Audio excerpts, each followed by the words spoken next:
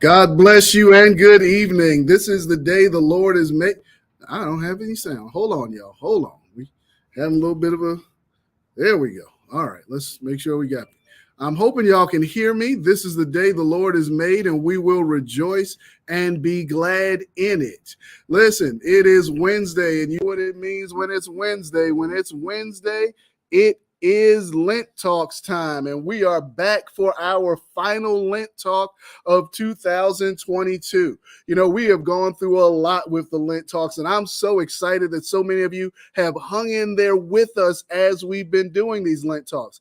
I've always said these Lent Talks are conversations that will change your life, and I hope that many of you have experienced real life change from being a part of these Lent Talks. Listen, when we decide that we are going to make our lives better and have the things that God wants for us, it is always going to cost us something. Sometimes it costs us time, sometimes it costs us energy, but it's always good and we're always better for it on the other side. So I am glad that all of you are joining us, whether you're joining us live on Facebook or joining us live on YouTube or joining us live on the St. Paul website, or even if you find this broadcast a couple years from now, you just were doing a search and it comes up. I want you to know God has you here for a reason, and these talks can be life-changing for you. Listen, this is our last one. We've got a great guest, but let's pray right now and then we'll get started. Father in heaven, we thank you this evening. We thank you that you brought us so far through this week, and that even at the halfway point, we know you're not half a God, you're a full God. So God, prepare our hearts and prepare our minds to hear from you and to receive on this evening so that we may go forth in victory and go forth in prosperity. In Jesus' name we pray, amen. Listen, I know many of you have been on the fast today, the official fast closeout time for tonight. Y'all know I do it every week because I want to make sure that y'all realize when you can throw something in your mouth, because I'm certainly going to grab myself some pretzels along the way. The official fast closeout time is 7:36 p.m., and I will give you all a hint to let you know exactly when that 7:36 is, so that if you've been fasting with us, you can have a little something to eat. But aside from the fast, let's get it started tonight. This is our fourth and final Lent Talk session this week. And this week, we are focusing on mental health and mental wellness. Listen, you know, the Bible tells us in 2 Timothy chapter 1, I want to read for you verses 5 through 7. This is what Paul writes to his protege Timothy. I remember your genuine faith, for you share the faith that first filled your grandmother Lois and your mother Eunice, and now I know that same faith continues strong in you. This is why I remind you to stir up the spiritual gifts that God gave you when I laid my hands on you. For God has not given us a spirit of fear, but of power, of love, and of a sound mind. I want you all to know that right now we're in a season of transition. You know, during the Lenten season, we have been working on pivots. That's what we started with in our Lent talks when we had Pastor Russell St. Bernard with us. And we're pivoting all throughout this time. You know, we have been in this pandemic for 2 years, but the world is opening back up. Speaking of the world opening back up, you all know we will be back in worship, back in in-person worship, along with our online services starting Easter Sunday. And here's the thing, whenever there are great changes, whenever there are great shifts, it's often a time of fear. We think that we're going back to what was, but we're actually walking into something new. And I want you all to understand, the Bible tells us that God hasn't given us a spirit of fear, but power, love, and of a sound mind. Never underestimate the value of your mental health. And as we go into these pivots, as we're pivoting out of Lent, which has been a pivot for us to get ourselves in great shape, and we're pivoting back into in-person worship, and many of us are pivoting back into going back into the office and that sort of thing more often. Listen, a lot of us are fearful about what the new world is going to be like. And I want you to know, God hasn't given you a spirit of fear, but a power of love and of a sound mind. And for a sound mind, you need some sound skills and you need some sound advice. So joining us tonight is my friend and brother. He's one of my best friends. I've known this man since high school, Dr. Michael Gilliard of Gilliard and Associates Psychological Services. Yes, he is a doctor of psychology. He is a trained clinician. He is a practicing psychologist. So I thought it would be great to bring him on tonight as we come out of the pandemic and we pivot back into working and in person and pivot back into going to service in person. I don't want us to be fearful. I want us to be powerful. I want us to be strong. I want us to be loving, but I want us to have a sound mind. So welcome tonight, our speaker for this week's Lent Talk, Dr. Michael Gilliard of Gilliard and Associates Psychological Services. There he is, Dr. Gilliard. How are you? I am just fine. Thank you for that wonderful introduction, and good evening to everyone here. Well, Dr. Mike, it is good to have you with us this evening. As you know from the introduction and from our conversation preparing for this, I wanted you to come talk to everybody a little bit about being mentally sound and mentally strong in this season. You know, as you and I were talking, as all of us know, we are going through a lot of pivots. You know, the world is opening back up. And, you know, we keep saying opening is part of me just feels like it's open. I found myself in traffic today. I was like, I thought y'all were supposed to all be at home. But as the world is opening, it's not the world that it was. We're walking into, as has been called, a brave new world. So I wanted to ask you, just as we get started, how do we start to prepare ourselves psychologically to enter into this new world? Well, that is a great question. And it is, as you said, very timely right now because everyone is kind of in the same place with regards to this variable.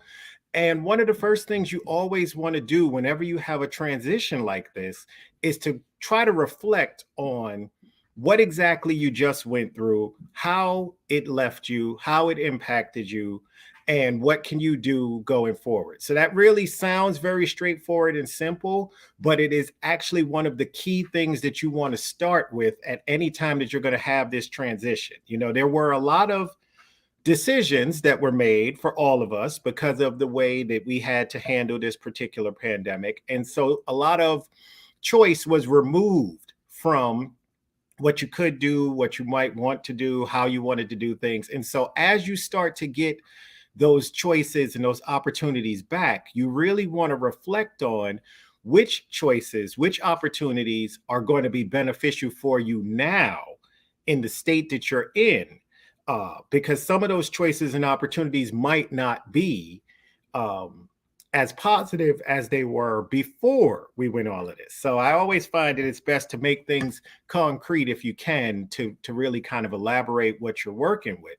And so one of the core concrete examples of this is with regards to our work habits. You know, before the pandemic struck, a lot of us used to work very long hours away from home, away from the family, away from our support system so that we could get things done in a timely manner as our jobs required. And then the pandemic came and it changed all of that. And all of a sudden we found that a great many jobs, not every job, but a great many jobs could be done in a distant or a virtual manner.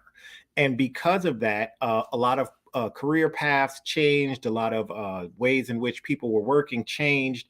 And so now people have gotten used to some of this, you know, some of this distance, some of this not going to the office, some of this not having to be out and about as much has become more commonplace for a lot of people.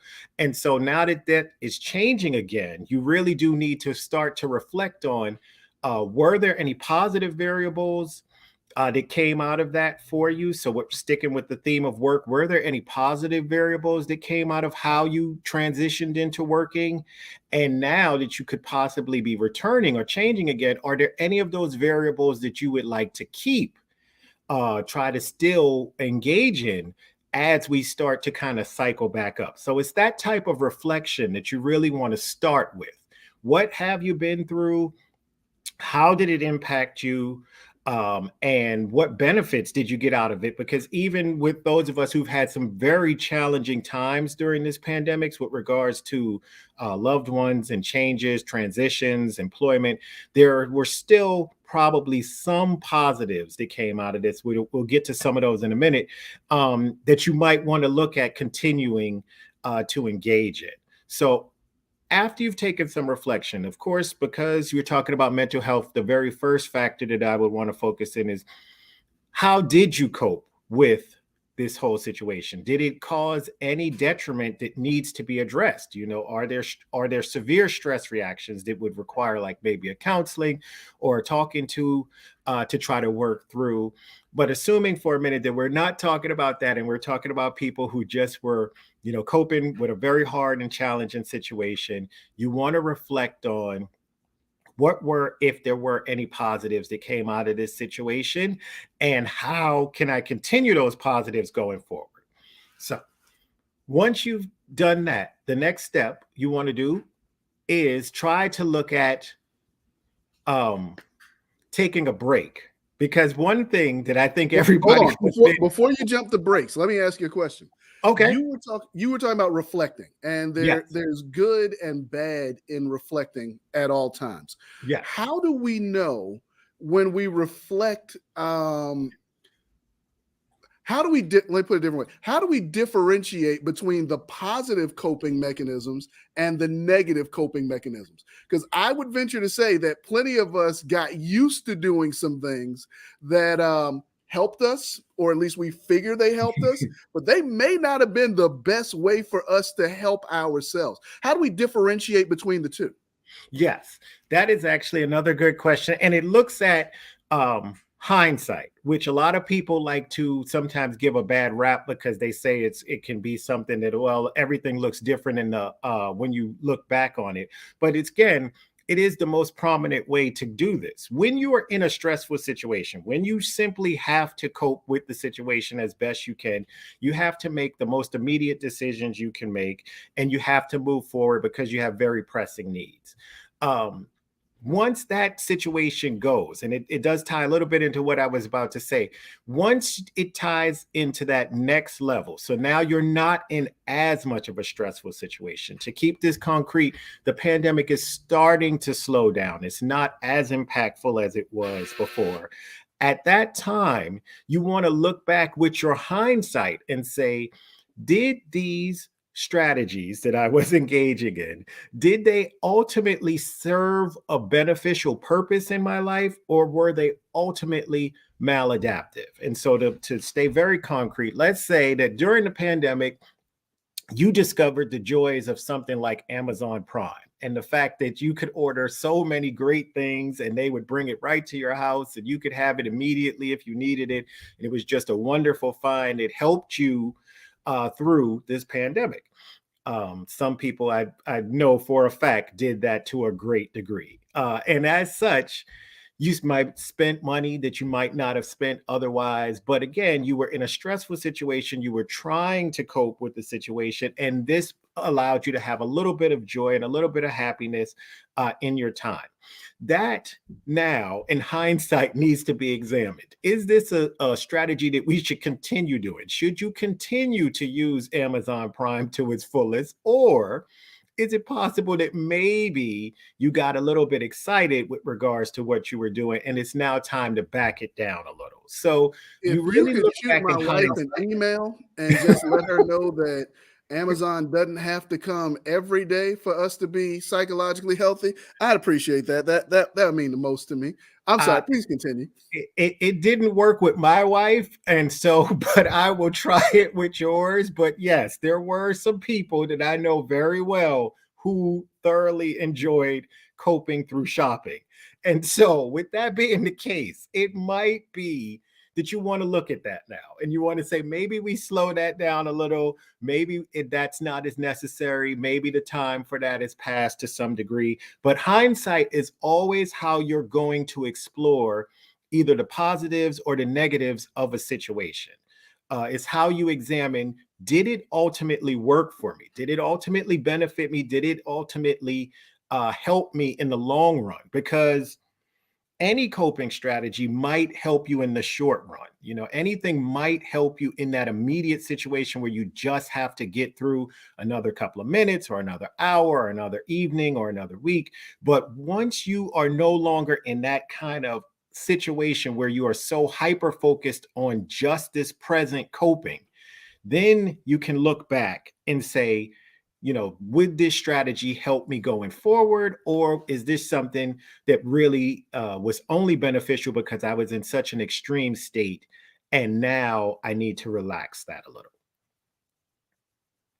So, as I was going to say, that ties into perfectly with taking a break, which is the next step that you want to look at, because during that break, that's exactly what you would do. You would distance yourself from the situation. In this instance, we're going to distance ourselves from information about the pandemic as best we can. So we're not going to be hyper focused on it like we used to be. And we're going to start to make room for other things that will start to become more important to have a place in our life. And that taking a break from the stressor and allowing yourself to remember and reflect and evaluate the other aspects of your life is going to be the next very important step with regards to your stress management. Now, let me ask you this. As a self-proclaimed and hopefully recovering workaholic, how do we make the space to take a break?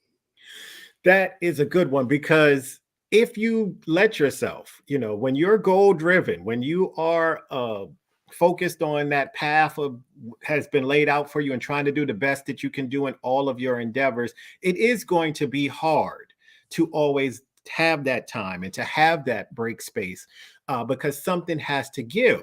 The beauty of this particular situation that we found ourselves in is there was a moment in time. And when I say that you can always find those positives if you really look, there was a moment in time where, because everything was just so slowed down, because everything was just so taken aback, that all of us found ourselves with a great deal of time to do things that we just didn't even know we wanted to do or we could do, just time that had to be filled. Unless you were still one of the essential personnel who were having to go out, you found yourself with a lot of time. And even to some degree, essential personnel were finding themselves with some added time, because once a lot of the other individuals in our society were kind of removed from the environment, say like the fact that all of a sudden there was no traffic at all and you could get anywhere you wanted in the blink of an eye, there was just time. And there was all of a sudden this time that was found that needed to be utilized. And so what you want to try to remember is that you have to keep some of those lessons. You have to find a way to have some of that time, which means that some of these other things have to be stepped back. So, and again, everything you keep asking just leads so nicely into the next thing. But one of the next steps after you engage in your reflection, after you take a break from the stressor, one of the things that a lot of us did when we were dealing with this pandemic was reconnecting with individuals, because we did all of a sudden have this time, and because a lot of people were now home and a lot of people were available and a lot of people were a lot easier to get a hold of. There was more reconnection between individuals that was occurring, and that reconnection ultimately served a beneficial purpose of giving you something to do, giving you something to focus on, and giving you something that was not work related. So a long answer to a short question is the way that you will have that time is by filling your time with other things that you used to do when you had to do it, that now in the past have taken a back seat, but we're not going to put it back in the back seat. We're going to try to keep it more in the front seat with us, more in the forefront of our focus. And one of those main things is going to be the interconnections that we were having as a means of not allowing us to return to that workaholic mindset. So it sounds to me like you're saying we are going to have to make some real choices as we go forward, that it's not going to just be falling back to what was before or staying in what was in the pandemic, but making some deliberate choices about how we want to live and what brings us, for lack of a better word, joy and health. Yes, exactly. And that's mostly because during this situation, as with a lot of stressful situations, your choice is what was removed. Like when you look at stressful situations, what honestly makes them stressful a lot of times is that absence of the feeling that you have a choice in this situation, that you could do something if you wanted to do something to either alleviate the problem or progress in another area or focus on something else. But when you have these really significantly stressful situations, that choice sometimes feels removed from you.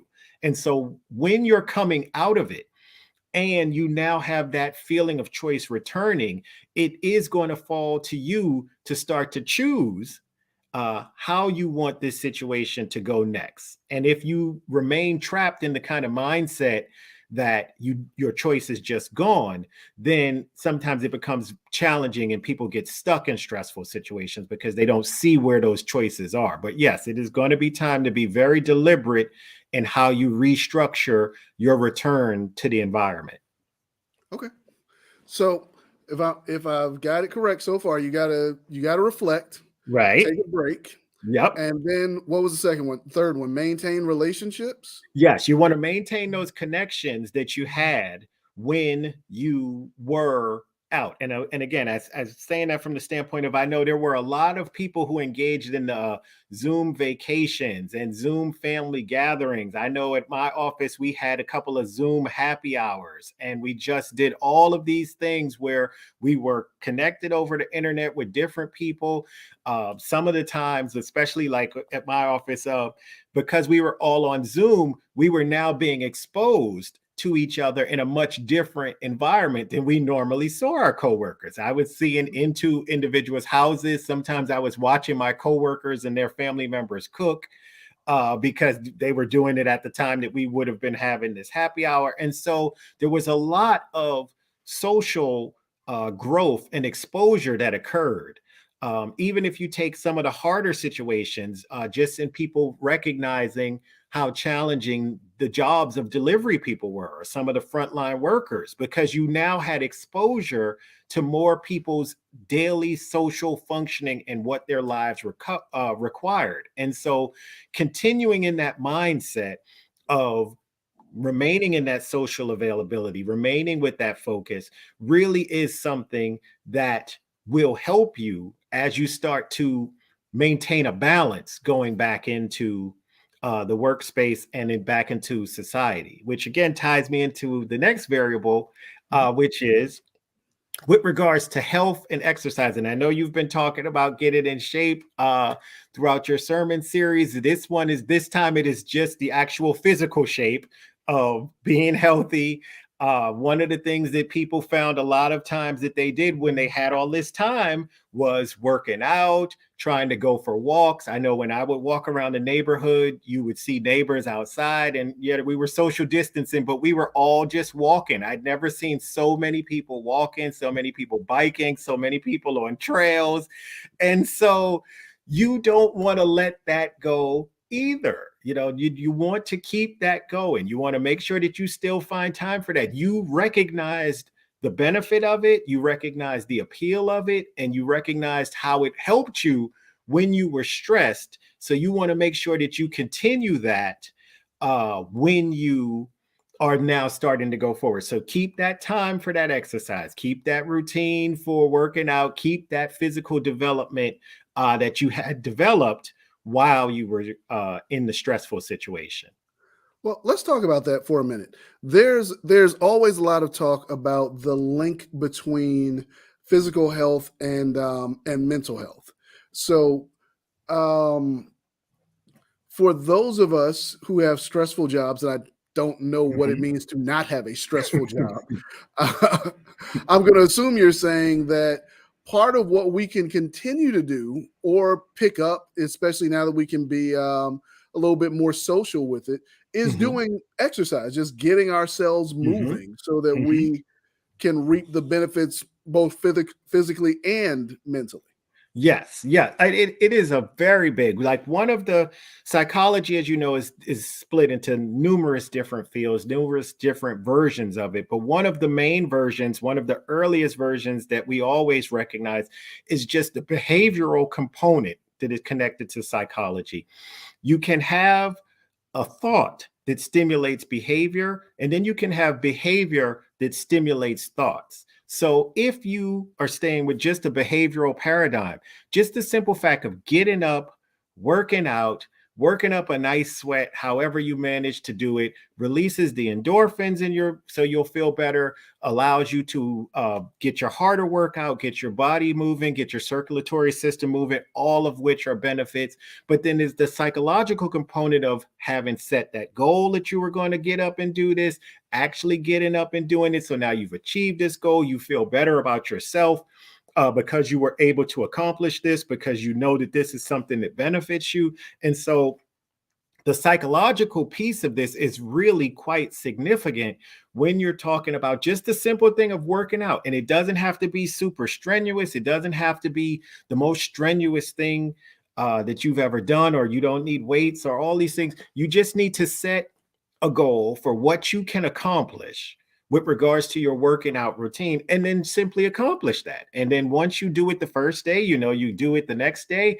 It takes about 30 days to kind of really ingrain a habit. And so you just go for it. And if you miss a day, maybe you'll have a habit of working out 6 days a week instead of 7, or 5 instead of 7. Still better than none. So you really don't want to limit yourself because you feel like you're not doing the most that you could be doing, or you're not buying into the health craze, because you don't need any of those. You just need to set whatever the goal is for you and then accomplish that actual goal. And every time you accomplish that actual goal, you'll feel better and you'll think better. And that's all because of that behavior that you engaged in. So it really is sometimes just that simple, of just doing a little something to achieve even a small goal, and then building upon that day after day as you can, to the point where it just becomes a habit. It just becomes something that you do because you know it makes you feel good, and you know that it's good for your stress relief. It's good for your heart. Your family members will probably be happy for you. Your doctor will probably be happy for you. You'll start to, feel a little better about yourself, which immediately impacts things like your posture and your self-perception. And then all of a sudden, you just start to cascade into a more positive mindset because of a simple thing like just establishing a small goal and then proceeding to complete that and just continuing that pattern over time. And so during the pandemic, I know a lot of people who were able to start that kind of getting out and walking. And as we're going into the spring season, hopefully you don't have too bad of allergies, but you can get yourself outside, hopefully a little more when the weather settles, and just keep that motivation going and just keep yourself active in that regard. And that will definitely make you feel better. And then, as always, because these steps kind of just lean into one another, you can do that with your friends.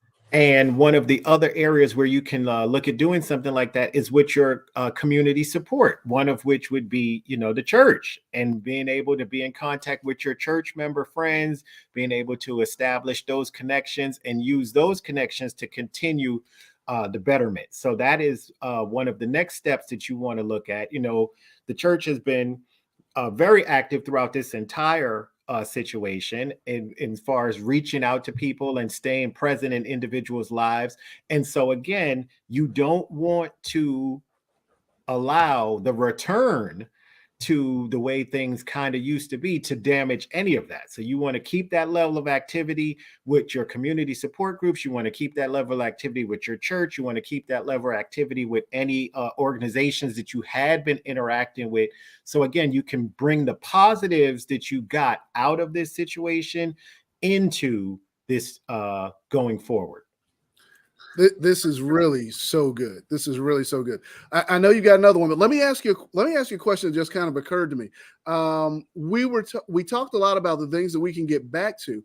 How do we manage that, the fact that our lives are going to change, and there's some things that we had more time for before that we're going to have less time for now? For instance, with relationships, sometimes we've had all the time in the world to just kind of chat with people and hit Zooms and do all. But now that we're kind of transitioning in the other direction, how do we manage, or at least set healthy expectations in a world that is going to change again? Because it seems to me that a danger could be the expectation that everything we did during lockdown will continue to do, while we've now got this other level and layer of responsibility. How do we manage that, and how do we manage the expectations around it?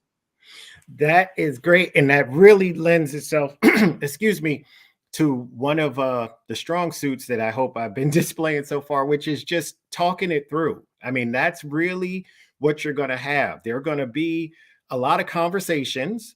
And it's a good thing that you're having conversations, because you're able to be supportive to somebody else.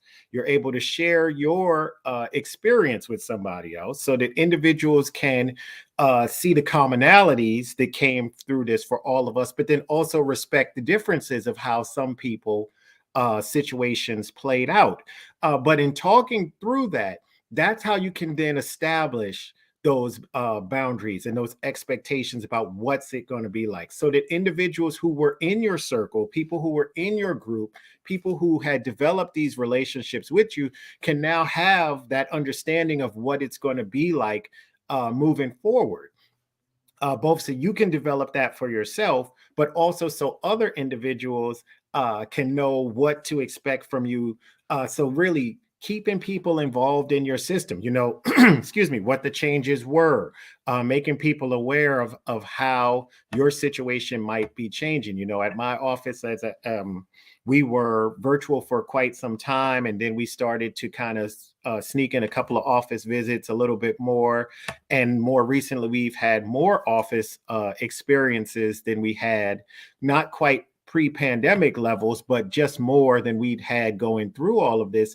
And so that means changes. That means all of a sudden that maybe you won't be around and as available as you had been before. But making people aware of that not only allows the relationship to stay strong, because people are in on your experience, but then it allows people to be supportive to you. Because just staying with that concrete example, when I start telling people about how it is on the metro, what it's like to be in downtown DC now, people can understand, because they know I'm back in those experiences, and they can ask, the supportive questions. Do you feel safe? Do you feel secure?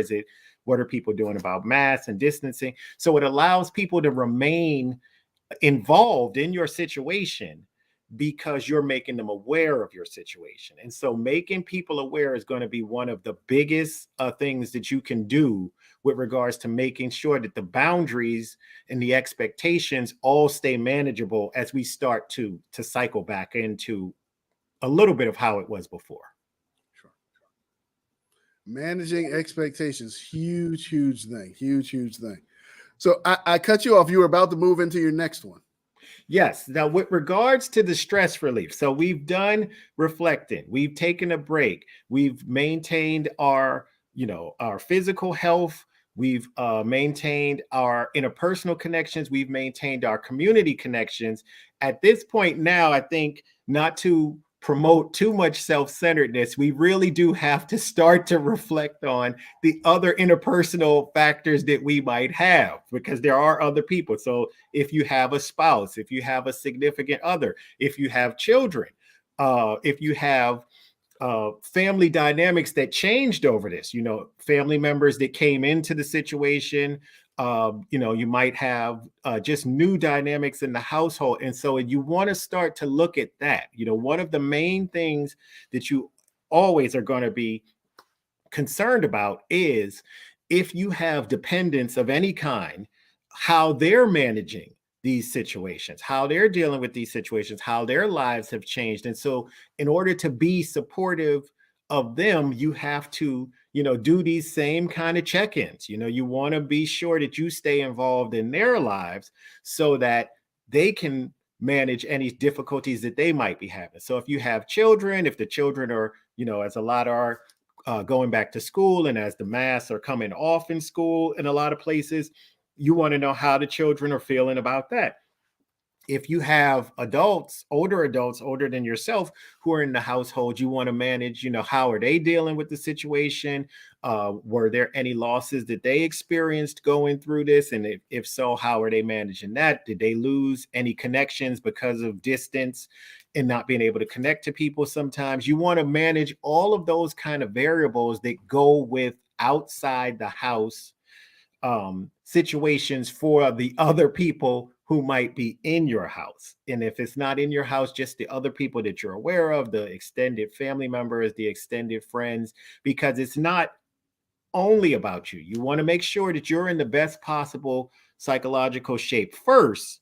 But then once you have secured your functioning, then it's time to start looking at the functioning of others. Well, let me ask you another relational question that comes out of the pandemic. And, a lot of us lost people during the pandemic. As you know, I lost my dad. What are some of the things, because how we coped with loss then is very different than how we would have coped with it in, we'll call them more normative times. We're going to begin to gather in different ways again and to see people again. And there are going to be some empty chairs at some dinners, some holidays where a laugh that was there before won't be there this time. How do we begin to prepare ourselves for that? And how do we sort of get ourselves to cope with what has been a very different grieving process? Oh, that is a great question, because it really does tie into kind of the entirety of what we've been talking about, because that in and of itself is a stressor. It is a major stressor. It's a compound stressor. And what I mean by that is, it's stressful enough to lose someone just at any point, someone that you care about moving on, even if you are firm and just content in the faith that you will see them again, it is still just a loss for you at that present time. And that is a stressful situation. It's a compound stressor because that was exacerbated, just like you said, by the fact that all of the kind of grieving and loss rituals that we had learned throughout our lifetime prior to the pandemic were just turned upside down because of the variables that we had to deal with in this particular illness situation. And so many individuals and families and loved ones couldn't say goodbye the way they wanted to, couldn't embrace the way they wanted to, couldn't interact the way they wanted to. And so that compounded the loss of the actual person. It wasn't just the loss of the individual, but also the loss of all of that support that you can get, that you would have expected to receive if the situation had been more normative, as we're calling it. And so now you want to do all of the variables that I've been talking about with regards to just that loss. So really taking a moment to reflect on the loss, taking a moment to reflect on how you had to grieve in the situation that you were in, and then allowing yourself, if you still need to grieve in what would have been more, let's say, traditional sense now. So now that you can reach out to individuals, now that you could plan something if you wanted to, now that you could have more people over and interact in that more traditional sense if you would like to, is what you would start to look at and explore. And in doing that, you will, again, allow yourself to connect to the individuals in your supportive group so they will know how you're feeling about it, how you see it, what where you are in that state of grief and loss, and you can again get that support. I feel like in this situation, I think there are going to be a lot of memorials as we move into this, a lot of remembrance dates, a lot of gatherings that are focused on just remembering the good times with people who were lost. And I think that one of the benefits, if there can be any benefit of this, is that because so many people were lost in all this, the appreciation for those of us who are still here, who are still on earth, who God is still given a chance to live and to move forward, will be even higher, because the grief situation that you would have had in an immediate funeral, in the immediate situation, has now unfortunately been mitigated to some degree by the distance that we've had since a lot of these things have happened. So when you come back into this, you will come back and you'll feel it, but it won't necessarily be as extreme as it would have been if this had been a more normative situation. But I think that that will allow for more appreciation sometimes by all the members of life and living, being able to get back together, being able to be supportive to each other. So I do think that it is going to be a situation that a lot of people are dealing with now, but it does have some aspects that could be very positive and supportive too. Cool. So we reflected, we've taken a break, we've looked back, we've incorporated habits, we've exercised, we're checking on family members. What else do we need to do? All right. So now all of the heavy lifting. Oh, wait, hold on, everybody. The sun has officially set. Cheers. Yes, the sun has set. And in regards to just staying current, the sun is also set on the heavy lifting that we're talking about with this stress situation. If you have progressed through all of these steps and all of these stages, and you've done all of these things, then you have earned yourself some fun.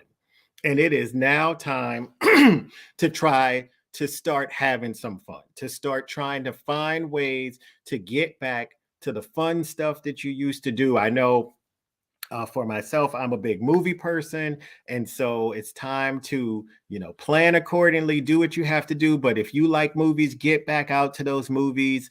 If you like concerts, get back out to those concerts. If you are really some of the brave people that I know, get back on that cruise ship.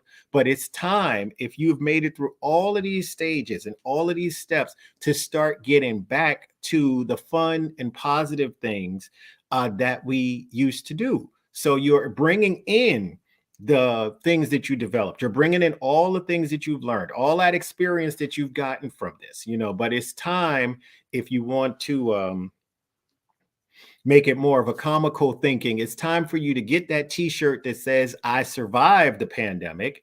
And this is all I got was this t-shirt. But it's that moment, if you've made it through all of these steps, that you are now at where you want to start to embrace the life again, because we are moving back into life, and it won't just be ramping back up the work or ramping back up the schedule or ramping back up all of these other things. It will also be getting back to some fun, getting back to some engagement, getting back to some social situations, getting back to the enjoyable things that we hopefully used to do. And so that's where you start to kind of turn a corner, because you're going to still carry all of the things with you, but you're going forward. A good example will be, getting used to the fact that so many people will possibly still have masks with them while they're doing these things. So when you get to that movie theater, or you get to that concert, or you're on that cruise ship, there may be people in face coverings who are just, freely availing themselves to the same thing that you're doing. And so you will need to be ready for something like that. But you also need to appreciate that we're all just trying to get back to some of the socialness that we used to have. Sure. So you're saying eventually we are actually going to get our lives back. Yes, it is coming back. And it's not going to just be the things that you could have been fine without. It's not going to just be the work and the bills and the junk mail. It's not going to just be that. It's actually going to be some of the fun things, some of the exciting things, some of the things that you have not been able to do. I know a big one right now that I've heard a lot about seems to be the group New Edition is on concert, and they're just they seem to be on tour and bigger than they were when they were actually young. Yes, I don't remember them being this big, and I grew up with them, but they seem to be huge right now. And that's the kind of thing that's going to come back. It's going to get back to us, and we're going to step into it, a smarter, stronger, better prepared populace, but we are going to step into it, and some of it is going to be just for fun. Let me ask you kind of a weird question, but it is something that happens sometimes. What do you do if you have a setback? You've kind of moved forward, you feel like things are great, and one day you come home and you just crumble into your couch because something's not clicking. What do you do in that moment?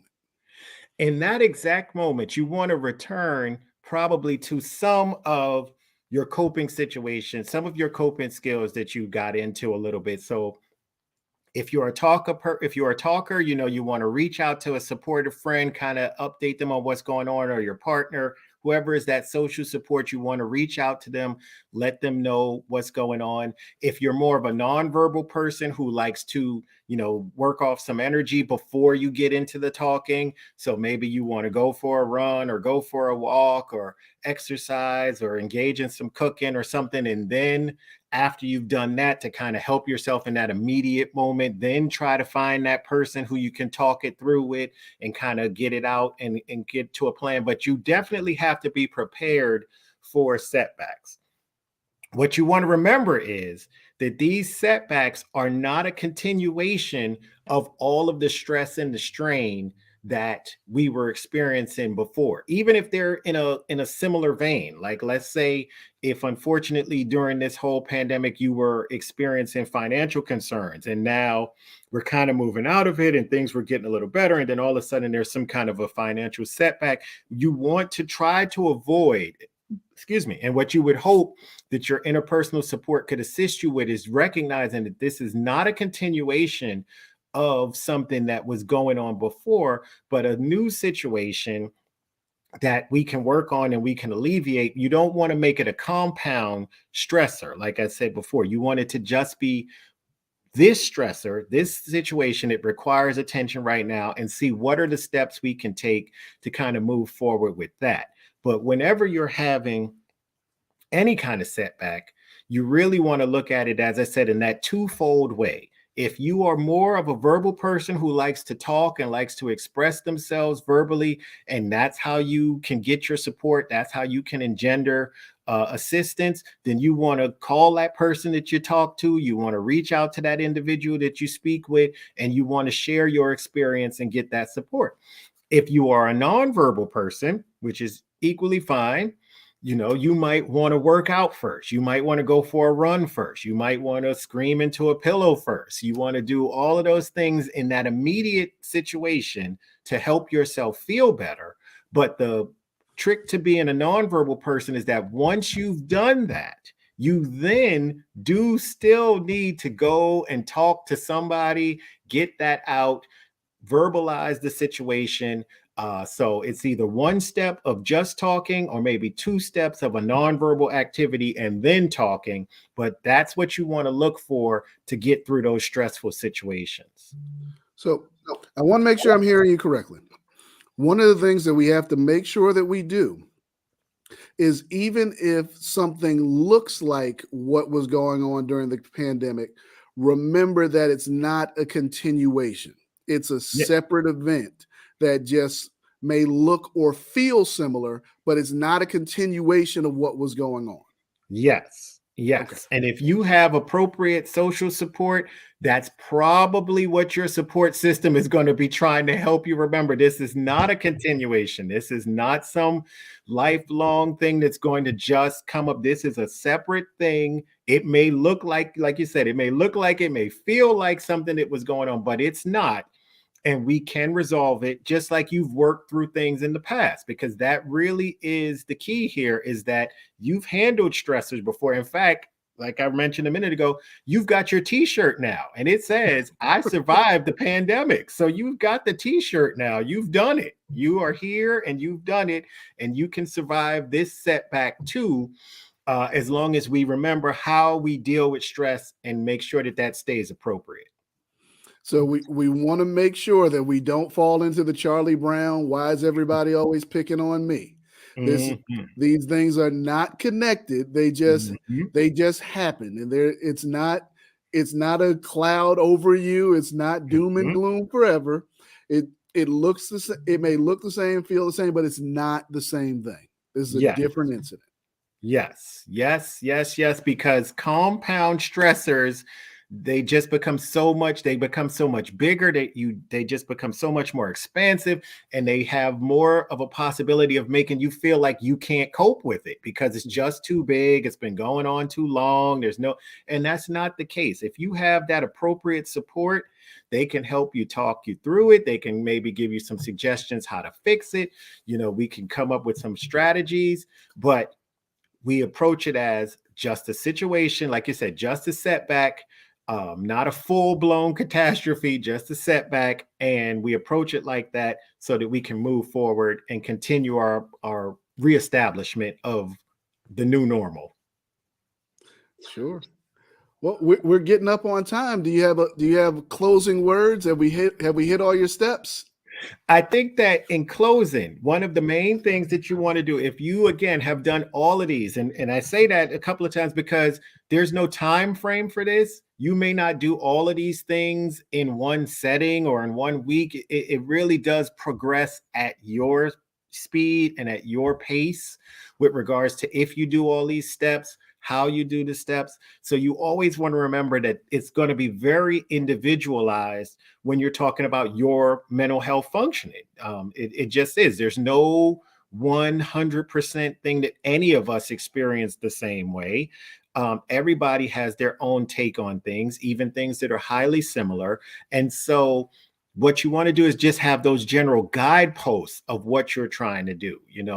When we talk about your interpersonal support, some people might have a whole bunch of it. Some people might only have a few select people.